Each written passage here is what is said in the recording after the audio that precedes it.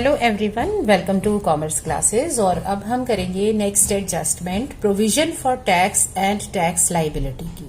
Like every assessee, company को भी अपनी इनकम पर, प्रॉफिट पर टैक्स पे करना पड़ता है। सो जस्ट लाइक अस, जैसे हम लोग अपना टैक्स रिटर्न फाइल करते हैं, कंपनी भी अपना टैक्स रिटर्न फाइल करती हैं और अपना टैक्स अपनी इनकम पर पे करते हैं। बट यहाँ पर क्या है कि क्योंकि आपने इनकम एक पर्टिकुलर ईयर में जनरेट किया है और उस ईयर का जो इनकम टैक्स है वो नेक्स्ट ईयर में जाके रिटर्न फाइल होगा और उसकी पेमेंट होगी जब टैक्स सेटल होगा, लेकिन उसके लिए हमें प्रोवाइड उसी ईयर में करना होगा। मतलब अगर आप बात कर रहे हो 2015-16 की, तो इस ईयर की इनकम पर आपका टैक्स जो है वो फाइल होगा 2016-17 असेसमेंट ईयर में।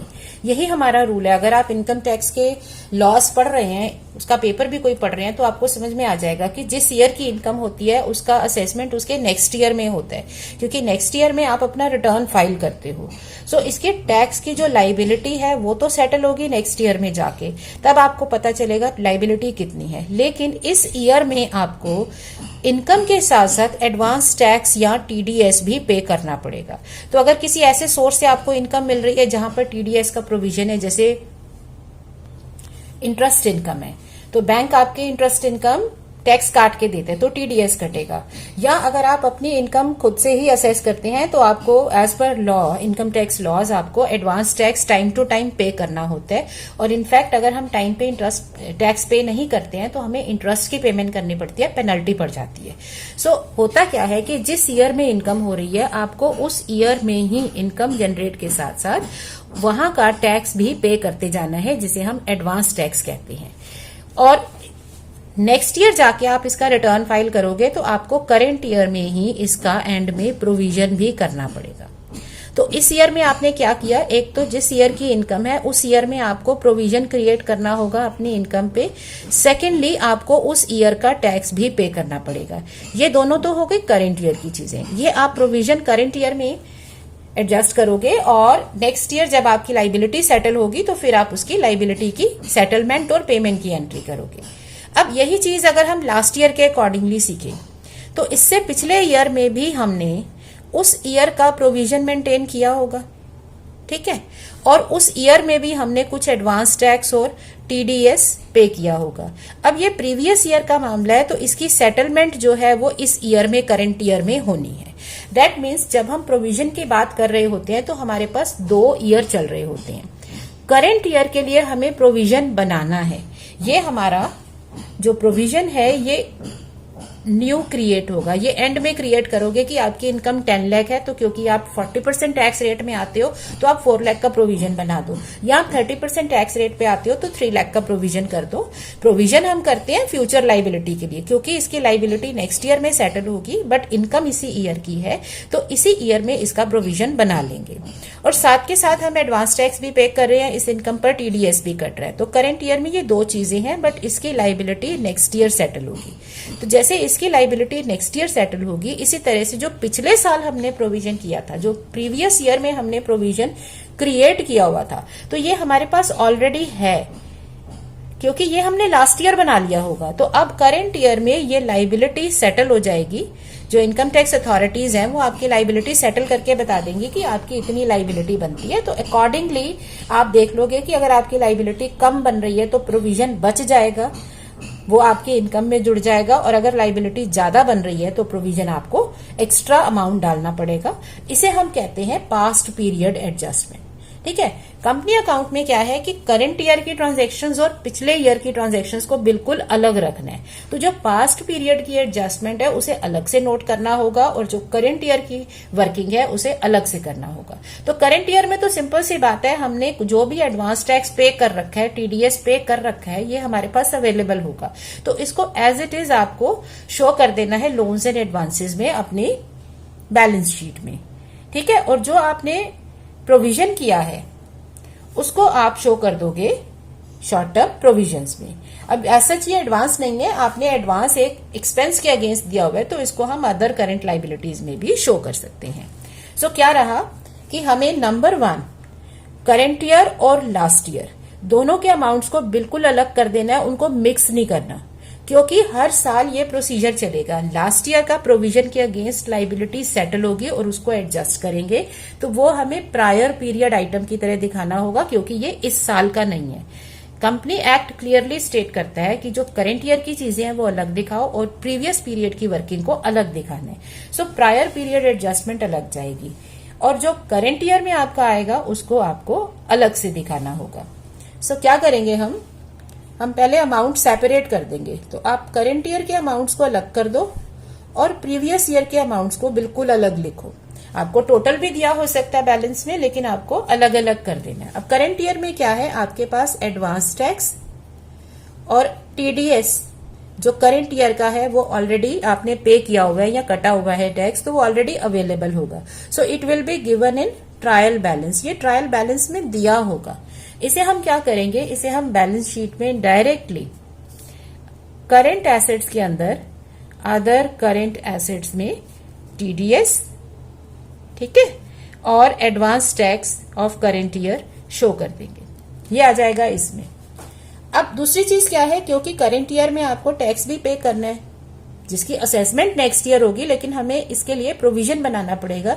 जो भी एक्सपेंसेस हम फोर्सी करते हैं कि हमें फ्यूचर में आने हैं, उनके लिए पहले से प्रोविजन बनाते हैं, ठीक है ना। सो आपको करंट ईयर के प्रॉफिट के ऊपर एक प्रोविजन क्रिएट करना होगा। तो ये चीज हमें क्रिएट करनी होगी, create provision for income tax for current year. ये दिया नहीं है, क्योंकि ये तो जब इनकम कैलकुलेट होगी तो पता चलेगा ना कितना प्रोवाइड करें। तो हमें यहां पर provision for tax for current year calculate करना होगा on current year net profits, ठीक है। और इसको आप कहां शो करेंगे, टैक्स एक्सपेंस के अंडर। तो इनकम स्टेटमेंट में टैक्स एक्सपेंस के अंडर आ जाएगा provision for tax for current year, जो कि करंट ईयर की इनकम पर प्रॉफिट्स पर कैलकुलेटेड है। अब यही चीज आपकी कहां चली जाएगी, करंट लाइबिलिटीज में शॉर्ट टर्म प्रोविजंस के अंदर आप इसको शो कर दोगे। क्योंकि ये लाइबिलिटी नहीं है तो ये करंट लाइबिलिटी नहीं बनेगी, ये शॉर्ट टर्म प्रोविजंस बनेंगे, ठीक है। सो ये आप शॉर्ट टर्म प्रोविजंस के अंदर इसको शो करोगे। दूसरा इसमें रूल ये भी कहता है कि अगर हमारे पास किसी चीज का प्रोविजन है और उसके अगेंस्ट हमने कुछ पेमेंट कर रखी है, तो आप इन दोनों को आपस में मैच कर सकते हो। तो मान लो आपका प्रोविजन कैलकुलेट होके आया 1 लाख और आपने एडवांस पे किया हुआ है 80,000, तो आप इन दोनों को मैच कर दो। ये 1 लाख है सपोज और एडवांस आपका सपोज 80,000 है। अगर इन्हें मैच करेंगे तो क्योंकि ये अमाउंट ज्यादा है तो आपका प्रोविजन बच जाएगा 20,000, तो आप नेट प्रोविजन 20,000 शो कर दोगे बैलेंस शीट में, ठीक है। और बाकी कट गया, या आप अलग अलग भी दिखा सकते हो। तो इतनी यहां पर हमें अवेलेबिलिटी है, ये फैसिलिटी है हमारे पास कि हम इनको अलग अलग दिखाएं या फाइनल बैलेंस कर दें। सो करंट ईयर में तो बहुत आराम से काम हो जाएगा, क्योंकि प्रोविजन हमें बनाना है, उसको सॉल्व करो, वो statement of profit and loss में आ जाएगा, करंट ईयर का एक्सपेंस है। और सेम प्रोविजन हम under short term provision show कर देंगे अंडर करंट लाइबिलिटीज हेडिंग में। और जो आपने एडवांस टैक्स ऑलरेडी पे किया हुआ है वो सीधे का सीधे आपका अदर करंट एसेट्स में चला जाएगा, ठीक है। अब आते हैं पिछले साल के लिए। अब लास्ट ईयर के लिए क्या है, आपके पास already provision for tax available है। ये आपको ट्रायल बैलेंस में दिया होगा कि लास्ट ईयर हमने इतना प्रोविजन क्रिएट किया था, और इसके अगेंस्ट जो एडवांस टैक्स है या जो टीडीएस कटा हुआ है प्रीवियस ईयर का, वो भी दिया होगा। अब ये किस तरह से दिया, ये क्वेश्चन पे डिपेंड करता है। समटाइम्स हमें क्वेश्चन में टोटल लिख देते हैं, एडवांस टैक्स है से 5 लाख, और एडजस्टमेंट में बता देंगे कि 5 लाख में से 4 लाख तो लास्ट ईयर का है और 1 लाख करंट ईयर का है।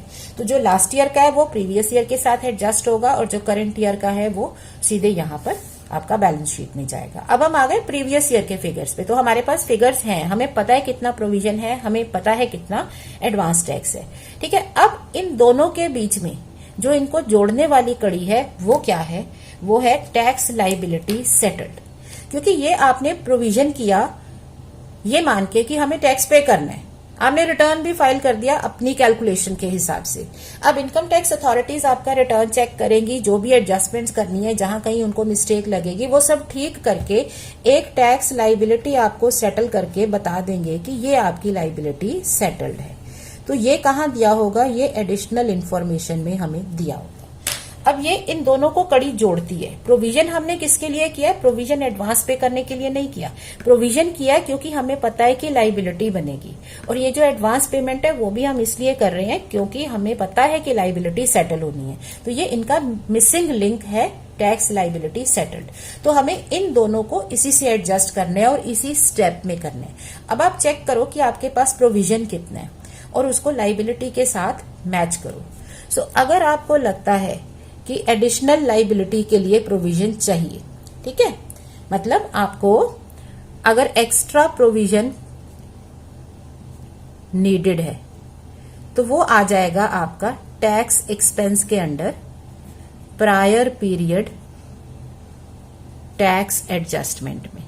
ये ऐड हो जाएगा एज एन एक्सपेंस, या इसकी जगह हो सकता है कि प्रोविजन जो है वो आपका रिलीज हो गया, बच गया, तो वो भी प्रायर पीरियड में माइनस करके आएगा। क्योंकि अब ये एक्सपेंस में कमी हो गई है तो एक्सपेंसेस में माइनस करेंगे बट प्रॉफिट में ऐड हो जाएगा, ये ध्यान रखना, ठीक है ना। एक्सपेंसेस में आपका माइनस है, एक्सपेंस कम हो गया। अब ये एग्जांपल से समझ लो, मान लो आपने प्रोविजन किया हुआ है 1 लाख का, लाइबिलिटी सेटल हुई आपकी सपोज 1,20,000 की, ये 1 लाख आपने किया हुआ था, 120 की लाइबिलिटी सेटल हुई। इसका मतलब क्या हो गया, आपको 20,000 और चाहिए।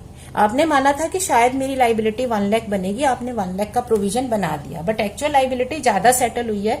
इसका मतलब आपका एक्सपेंस बढ़ गया, तो प्रायर पीरियड आइटम में जो टैक्स एक्सपेंस है वो इंक्रीज हो गया, तो वो एक्सपेंसेस में ऐड हो जाएगा। ये सब जाना टैक्स एक्सपेंस के अंडर ही है, ये मान के चलो, ठीक है। तो टैक्स एक्सपेंस में इसको भी ऐड कर देंगे क्योंकि ये भी एक्सपेंस हो गया। बट अगर आपकी लाइबिलिटी सेटल्ड 1,20,000 नहीं 90,000 है तो आपका 10,000 प्रोविजन बच गया। इसका मतलब पिछले साल आपने ज्यादा लिख दिया था, अब उसे कम कर दो, तो आपका प्रोविजन क्योंकि कम करने हैं तो वो टैक्स एक्सपेंस में से माइनस हो जाएगा, तो एक्सपेंस माइनस। ये पहली चीज हुई। अब दूसरी चीज क्या है, अब इस लाइबिलिटी को चेक करो एडवांस टैक्स के अगेंस्ट, ठीक है। अब इसको एडवांस टैक्स के अगेंस्ट चेक करो कि भाई ये लाइबिलिटी है, इसके अगेंस्ट मैंने कितना पे कर रखा है। सपोज आपने एडवांस टैक्स पे कर रखा है 85,000 और टीडीएस आपका जो कट चुका है वो है आपका मान लो 20,000, तो कितना जा चुका है, ये लाइबिलिटी के अगेंस्ट है, याद रखो कॉमन लिंक लाइबिलिटी है, दोनों को लाइबिलिटी से ही एडजस्ट करेंगे। तो 1,20,000 लाइबिलिटी सेटल हुई है और आपकी अब तक की जो पेमेंट है सब मिला के 1,05,000 हो चुकी है। इसका मतलब आपको अभी 15,000 और पे करना है। तो इन दोनों को कंपेयर करने से या तो हमारे पास टैक्स लाइबिलिटी बचती है जो कि इस केस में कितनी है 15,000। टैक्स लाइबिलिटी आपकी करंट लाइबिलिटी में बैलेंस शीट में जाएगी, ठीक है। ये वाली एडजस्टमेंट जो है ये बैलेंस शीट में जानी है। और इसकी जगह पे क्या हो सकता है, आपके पास सपोज ये 85 और 20,000 नहीं है, सपोज ये 85 और 40,000 है, तो ये 1,25,000 हो जाएगा। इसका मतलब आप ऑलरेडी ज्यादा दे चुके हो, तो आपके पास या तो टैक्स लाइबिलिटी बचेगी या आपके पास बचेगा टैक्स रिफंड। तो एक ही चीज बचेगी, टैक्स रिफंड आपका आ जाता है करंट एसेट्स में और टैक्स लाइबिलिटी आ जाती है करंट लाइबिलिटी में। सो अदर करंट एसेट्स और अदर करंट लाइबिलिटीज में आप ये शो कर देते हो। सो क्या करना है हमें, फिर से स्टेप्स याद रखो। सबसे पहली चीज हमें क्या करनी है, स्टेप 1 हमारा है आप अमाउंट्स को सेपरेट कर दो, मतलब आप अलग कर दो कि आपके पास क्या क्या चीजें हैं, समझ रहे हो। मतलब आप एक तरफ लिखो प्रीवियस ईयर और एक तरफ लिखो करंट ईयर। अब आपको अमाउंट्स अलग कर देने हैं, तो आप टैक्स प्रोविजन जो है वो अलग करो। तो टैक्स प्रोविजन तो हमें प्रीवियस ईयर का तो दे रखा होगा, ये अभी हमें क्रिएट करना है, ठीक है। ये क्रिएट करेंगे किस पे, करंट ईयर के नेट प्रॉफिट पे, तो ये तो बाद में होगा। दूसरी चीज है एडवांस टैक्स जो हमने पे कर रखा है प्लस टीडीएस, ये सब इकट्ठा चलेगा क्योंकि ये तो पेमेंट्स हो चुकी हैं। अब इसमें भी प्रीवियस ईयर और करंट ईयर का अमाउंट अलग अलग कर दो, ठीक है। सो प्रोविजन हमें क्लियरली पता है लास्ट ईयर का एज इट इज रहेगा, करंट ईयर का तो अभी सॉल्व होगा। और एडवांसेस वगैरह जो है वो टोटल में होंगे तो उनको अलग अलग कर दो। अब करंट ईयर की कैलकुलेशन बहुत आसान है, ये अमाउंट आपका बैलेंस शीट में चला जाएगा करंट एसेट्स में, अदर करंट एसेट्स के अंडर। और ये आपने प्रोविजन क्रिएट किया है, तो ये क्योंकि अभी आप सॉल्व कर रहे हो, क्रिएट कर रहे हो, एडजस्टमेंट है, तो ये आपका statement of profit and loss में भी जाएगा और बैलेंस शीट में भी जाएगा अंडर शॉर्ट टर्म प्रोविजंस, ठीक है। और स्टेटमेंट में जहां टैक्स का एक्सपेंस लिखते हो वहां पे आ जाएगा। अब बात आई प्रीवियस ईयर की, तो प्रीवियस ईयर की इस साल सेटलमेंट बनती है। तो जब आप प्रीवियस ईयर की सेटलमेंट इस बार कर रहे हो तो सेटलमेंट जो है वो टैक्स सेटल्ड इनके बीच का लिंक है, ये याद रखो। जो टैक्स सेटल हुआ है, जो हमें एडजस्टमेंट में बताया होगा, वो इन दोनों के बीच का लिंक है, क्योंकि ये आपस में रिलेटेड नहीं है। हम प्रोविजन इसलिए नहीं बनाते कि हमें एडवांस पे करना है, हम प्रोविजन इसलिए बनाते हैं क्योंकि हमें टैक्स पे करना है, और इसीलिए एडवांस में साथ के साथ पेमेंट भी कर रहे हैं कि एंड में आके इतना बर्डन पड़ेगा तो साथ के साथ पे करो, जो इनकम टैक्स रूल्स भी कहते हैं। तो ये इनका लिंक है। तो जब हम इनके बीच में एडजस्टमेंट करेंगे तो टैक्स प्रोविजन की एडजस्टमेंट होगी टैक्स सेटल्ड को देख के, लाइबिलिटी को देख के, और टैक्स लाइबिलिटी को एडजस्ट करोगे एडवांस टैक्स को देख के। तो जब आप टैक्स प्रोविजन और टैक्स सेटल्ड को एडजस्ट करोगे तो ये आ जाएगा statement of profit and loss में पास्ट पीरियड आइटम की तरह, ठीक है। या तो एक्सपेंस बढ़ेगा प्लस कर दो, एक्सपेंस कम होगा माइनस कर दो। और ये दोनों चीजें जो हैं इनका डिफरेंस जो है ये जाएगा या तो आपका टैक्स लाइबिलिटी या फिर टैक्स रिफंड की तरह से, ठीक है ना। तो ये चीज आपको याद रखनी है। इसको एक छोटे से एग्जाम्पल से हम समझते हैं। मान लो आपको ये बता रखा है क्वेश्चन में, suppose provision for tax for the year 2018-19 आपका था 1 लाख, ओके। टीडीएस आपको दे रखा है से 2 लाख, और एडवांस टैक्स आपको दे रखा है सपोज 20,000। अब इसमें यह बता रखा है इट इंक्लूड्स से 80,000 for current year, that is 2019-20, और दिस इज फॉर 2019-20, ठीक है। अब एडिशनली हमें बता रखा है tax liability is settled at से 95,000, ओके। अब पहले आप रफ में वर्किंग नोट में इस इंफॉर्मेशन को ठीक करो। तो आपका करंट ईयर हो गया 2019-20 और आपका प्रीवियस ईयर हो गया 2018-19। अब पहले लिखो प्रोविजन, तो ये है आपका 1 लाख। करंट ईयर का तो आप सॉल्व करोगे, जब आप इनकम स्टेटमेंट बनाओगे तो उसमें जितना प्रॉफिट बिफोर टैक्स आएगा उस पर सॉल्व करके ले लोगे, इसमें कोई दिक्कत नहीं है। ये सेपरेट नहीं होगा, ये तो पूरा लास्ट ईयर का है। अब आ जाओ टीडीएस पर। तो टीडीएस 2 लाख था, जिसमें से 80,000 2019-20 के लिए है, तो 1,20,000 हो गया प्रीवियस ईयर का। और एडवांस टैक्स आपका पूरा अमाउंट इस ईयर के लिए है, ठीक है। ये हमने अलग अलग कर लिया। अब करंट ईयर का कैलकुलेशन इज इजी, इसे सीधे बैलेंस शीट में लेके जाएंगे एज अदर करेंट एसेट्स, और ये जो भी अमाउंट आएगा ये आप statement of profit and loss में भी लिखोगे, और इसे आप लिखोगे बैलेंस शीट में एज शॉर्ट टर्म प्रोविजन, और ये होगा टैक्स एक्सपेंस। इसमें कोई दिक्कत नहीं है क्योंकि अमाउंट्स बिल्कुल सेपरेट रहने वाले हैं, है ना। अब यहां आ जाओ कैलकुलेशन पर। अब इनके बीच का लिंक क्या है, ये दोनों चीजें हम इसलिए करते हैं क्योंकि हम लाइबिलिटी एडजस्ट कर रहे हैं। तो हमारी लाइबिलिटी हो गई, इनका जो मिसिंग लिंक है वो है 95। अब इन्हें कंपेयर करो। सो आपने प्रोविजन किया था 1 लाख का, बट आपकी लाइबिलिटी सेटल हुई है सिर्फ 95 पे। इसका मतलब क्या हो गया कि 5,000 का प्रोविजन बच गया, इसकी जरूरत नहीं है। तो जब आप statement of profit and loss बना रहे होगे उसमें आपका net profit before tax calculate किया, ठीक है। मैं ये मान के चल रही हूं कि अब स्टेटमेंट्स आपको पता है। अब इसमें से आप लेस करते हो टैक्स एक्सपेंस, तो यहां पर आपका जो भी नेट प्रॉफिट आया, मान लो ये आपका नेट प्रॉफिट आया से 4 लाख। अब आपका टैक्स एक्सपेंस क्या होगा, प्रोविजन फॉर टैक्स जो करंट ईयर का है, क्योंकि करंट ईयर का तो हमें सीधे इस पे बनाना है। सपोज ये 30% है, ये आपने कर दिया 1,20,000। अब पास्ट पीरियड एडजस्टमेंट क्या होगी, तुम्हारा प्रोविजन बच गया, इसका मतलब पिछले साल जो एक्सपेंस लिखा था अब वो बच गया, तो एक्सपेंस में कमी आ गई, तो ये माइनस हो गया। तो इस बार 1,15,000 आ जाएगा।